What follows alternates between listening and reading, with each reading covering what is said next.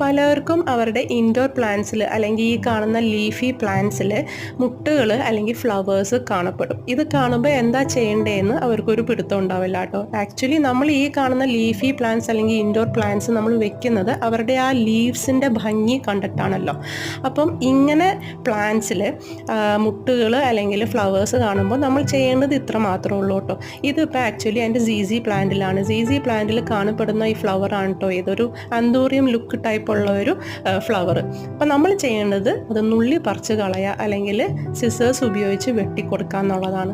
അപ്പോൾ ഈ പ്ലാന്റ്സിൻ്റെ കോൺസെൻട്രേഷൻ മുഴുവനും ആ നല്ല ഭംഗിയുള്ള ലീവ്സിനെ നിലനിർത്തി കൊണ്ടുപോകാനാണ് കേട്ടോ. ഇതല്ലെങ്കിൽ അവരുടെ കോൺസെൻട്രേഷൻ മുഴുവനും ആ പൂക്കളുമേ ആയിരിക്കും. അപ്പം നമുക്ക് ആ ഒരു ഭംഗിയുള്ള ലീഫി പ്ലാന്റ്സിനെ നിലനിർത്തി കൊണ്ടുപോകാൻ വേണ്ടിയിട്ട് ഈ പൂക്കളെ നുള്ളി പറിച്ച് കളയുക. ഇത്ര മാത്രമേ നമ്മൾ ചെയ്യേണ്ടതുള്ളൂ കേട്ടോ. അപ്പം നിങ്ങളും ഇതുപോലെയൊക്കെ ഒന്ന് ചെയ്ത് ആ ലീഫി പ്ലാന്റ്സിനെ നിലനിർത്തി